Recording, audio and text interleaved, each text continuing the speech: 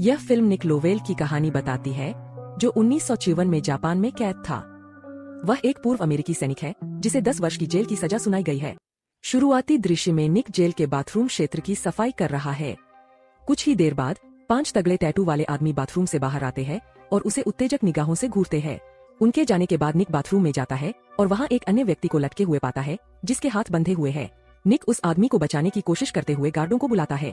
एक अन्य कैदी आता है और निक को उस आदमी को नीचे उतारने में मदद करता है। अजीब बात यह है कि निक द्वारा उस व्यक्ति को फांसी से बचाने के कार्य की कोई प्रशंसा नहीं होती। इसके तुरंत बाद जेल प्रहरियों का एक समूह निक और उसकी मदद करने वाले कैदी को एक तरफ खींच लेता है और उनकी पिटाई करता है। मुख्य जेल प्रहरी ने बताया कि उसे उस व्यक्ति से एक पत्र मिला था जो खुद को फांसी लगाने वाला था, जिसमें कहा गया था कि गिरोह के एक सदस्य को जेल से बाहर भेजा जाएगा। निक जापानी भाषा नहीं समझता, इसलिए उसे नहीं पता कि गार्ड क्या कह रहे हैं। मुख्य सुरक्षा गार्ड लगातार चिड़चिड़ा हो जाता है और अंततः निक को एकांत कोठरी में बंद करने का आदेश देता है। कोठरी के अंदर यह पता चलता है कि निक उस आदमी के साथ जगह साझा कर रहा है जिसे उसने पहले फांसी से बचाया था। वह व्यक्ति अपना परिचय कियोशी के रूप में देता है, जो याकुजा कबीले शिरोमात्सु का सदस्य है। इसके बाद कियोशी निक की मदद मांगता है और उसे भागने की योजना के बारे में बताता है। कियोशी आत्महत्या का नाटक करने की योजना बनाता है ताकि गार्ड उसे अस्पताल भेज दें। अस्पताल में एक शिरोमात्सु सदस्य कियोशी को भागने में मदद करने के लिए आएगा। इस मदद के बदले में कियोशी वादा करता है कि अगर निक भागने में सफल हो जाता है तो शिरोमात्सु के भाई भविष्य में उसकी मदद करेंगे। योजना तय हो गई है। जब कैदी जेल क्षेत्र के आसपास खनन कर रहे होते हैं तो निक को एक चट्टान मिलती है। बाद में वह चट्टान को तेज कर देता है ताकि कियोशी अपनी योजना के लिए उसका उपयोग कर सके। कुछ दिनों बाद एकांत कोठरी में वापस आकर कियोशी खुद को नुकीली चट्टान से मारने की तैयारी करता है और निक से यह सुनिश्चित करने के लिए कहता है कि वह बच जाए और उसे बचाने के लिए गार्ड को बुलाया। योजना अच्छी तरह से चलती है। कियोशी की हालत देखकर गार्ड घबरा जाते हैं और अलार्म बजा देते हैं।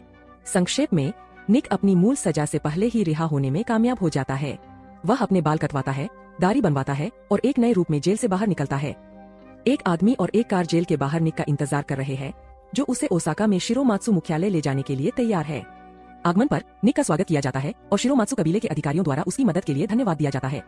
इसके बाद शिरोमात्सु नेताओं में से एक ने उसे एक अमेरिकी के साथ काम करने की पेशकश की। निक नौकरी लेने के लिए सहमत हो जाता है।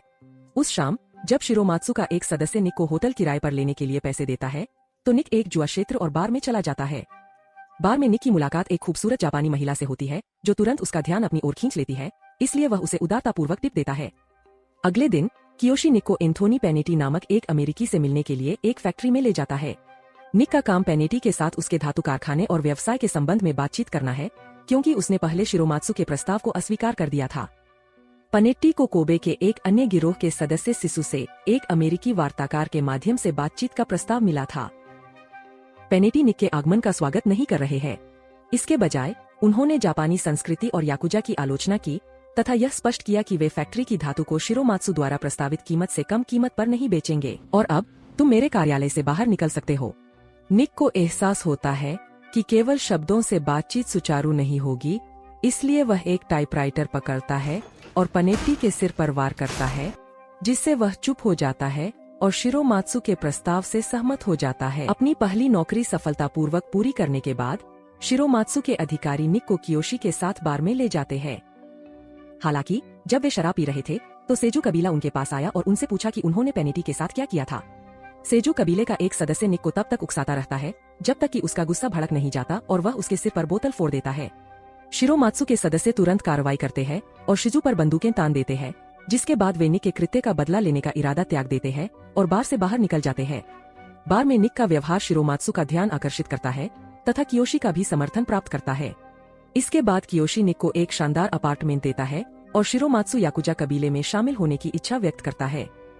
बाद में कियोशी निक को अपने एक बार में काम पूरा करने के लिए आमंत्रित करता है, जहां मालिक शिरोमात्सु से काम छीनने की कोशिश कर रहा है। जब वार्ता फिर से विफल हो जाती है तो निक बार मालिक का गला काट देता है और कियोशी उसे चाकू घोंपकर मार डालता है। कार्य पूरा करने के बाद कियोशी निक को शिरोमात्सु कबीले के स्वामित्व वाले एक नाइट क्लब में आमंत्रित करता है। यहाँ वह खूबसूरत महिला जिसे निक ने पहले बार में देखा था, कुछ पुरुषों के साथ नृत्य कर रही है। निक इस छोटी सी जापानी महिला को देखता रहता है। इसके बाद कियोशी उसे डांस फ्लोर से दूर खींच लेता है और डांटता है। उसे चिंता है कि सिसु कबीले के सदस्य नाइट क्लब में हथियार लेकर आ सकते हैं, जिससे उसे खतरा हो सकता है। इसके बाद क्योशी निक से उस महिला को घर ले जाने में मदद करने के लिए कहता है तथा बताता है कि वह क्योशी की बहन म्यू है।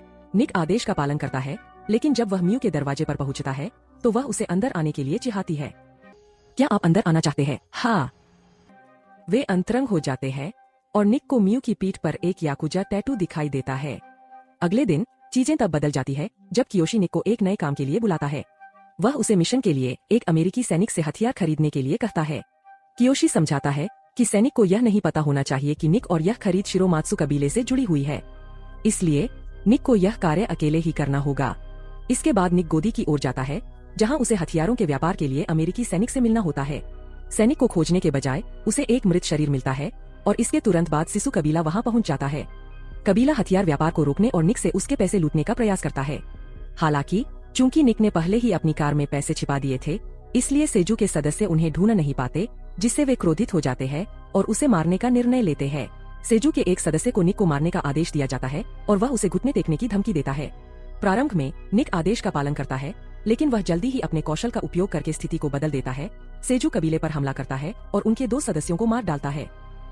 शिरोमात्सु नेता को गोदी में अराजकता के बारे में पता चलता है। वह तुरंत निक और कियोशी सहित सभी कबीले के सदस्यों को इकट्ठा करता है। शिरोमात्सु नेता को संदेह है कि कोई गद्दार है जिसने हथियार खरीदने की योजना लीक कर दी है। हालांकि कियोशी ने आश्वासन दिया कि निक द्वारा लाए गए $2 मिलियन सुरक्षित है, क्योंकि उन्हें छिपा दिया गया था।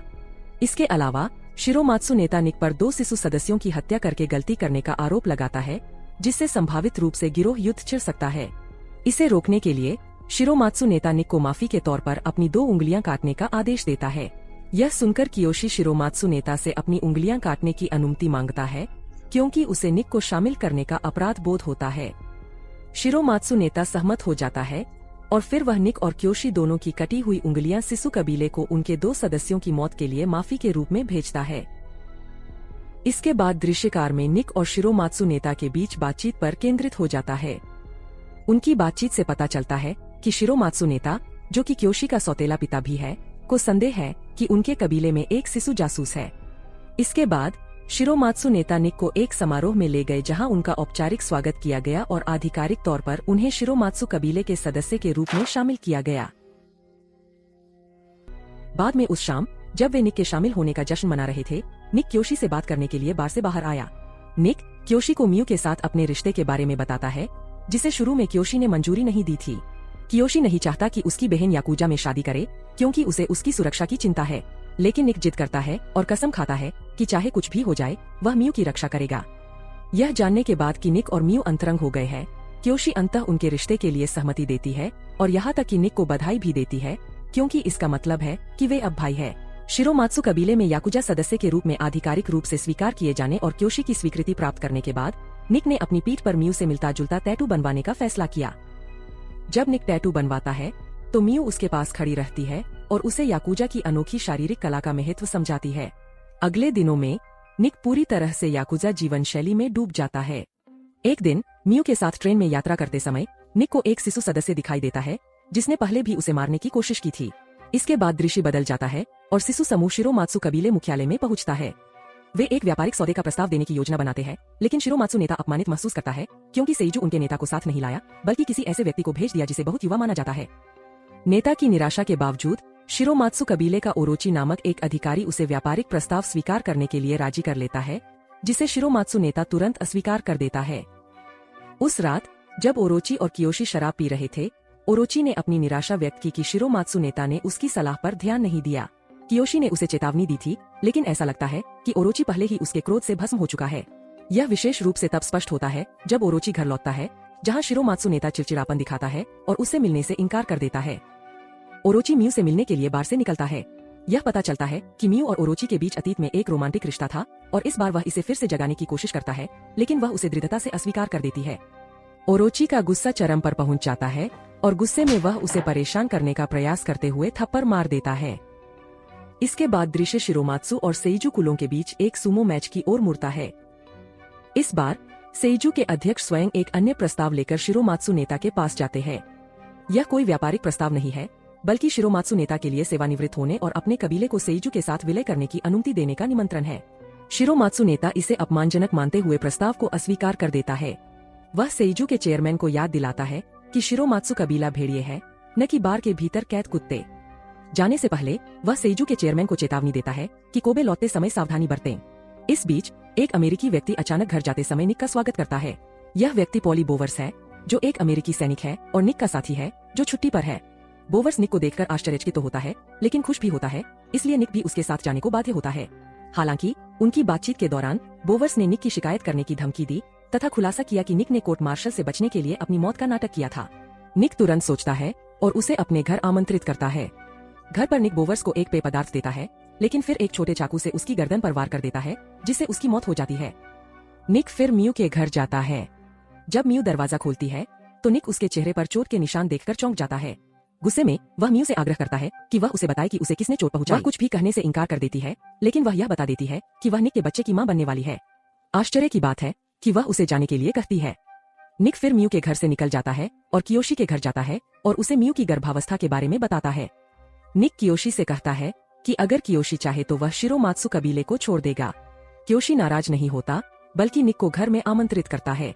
इसके बाद वह निक को दाइशो नामक 2 तलवारें भेंट करते हुए बताता है कि दाइशो कियोशी के पिता की थी, एक जान लेने के लिए और दूसरी खुद को खत्म करने के लिए। इसके बाद कियोशी कहता है कि उसने मियू की देखभाल तब से की है जब वह छोटी थी और अब से वह यह जिम्मेदारी निक को सौंपता है। निक दाइशो तलवारों में से एक उठाता है और बाउर के शरीर को दफनाने में मदद मांगता है। दूसरी ओर सेइजू मुख्यालय में ओरोची को कबीले के नेता से बात करते देखा जा सकता है।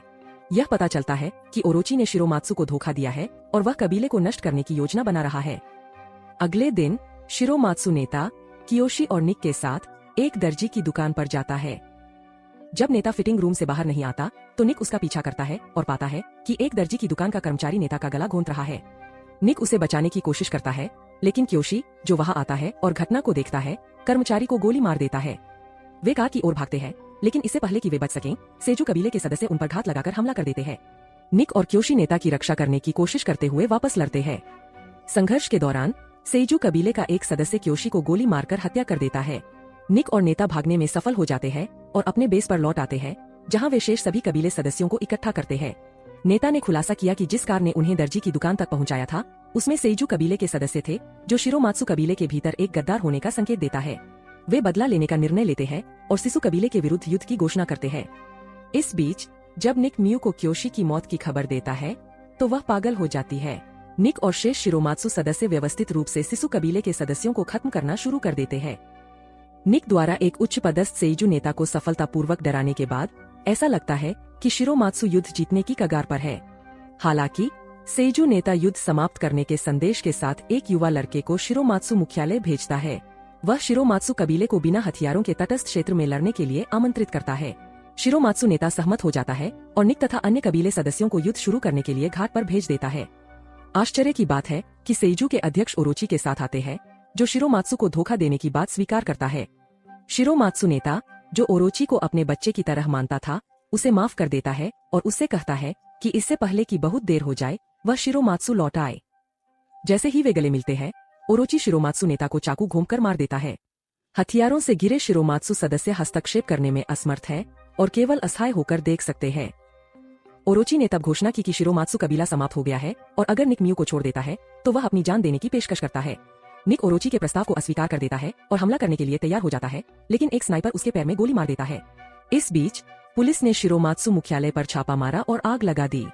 उस रात निक मियू के घर में घुस जाता है, जो सिसु कबीले द्वारा संरक्षित है, और उसे ले जाने का इरादा रखता है।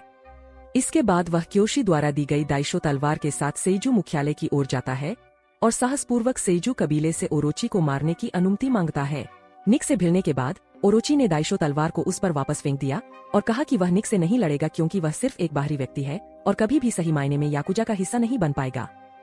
अचानक आवेग में आकर निक तलवार से ओरोची का सिर काट देता है। अप्रत्याशित रूप से शिजू कबीले का नेता एक अन्य सदस्य को रोक देता है, जो निक पर गोली चलाने वाला था। इसके बजाय वह निक को घर जाने के लिए कहता है, क्योंकि उसने ओरोची को मारकर शिरोमात्सु का बदला ले लिया है।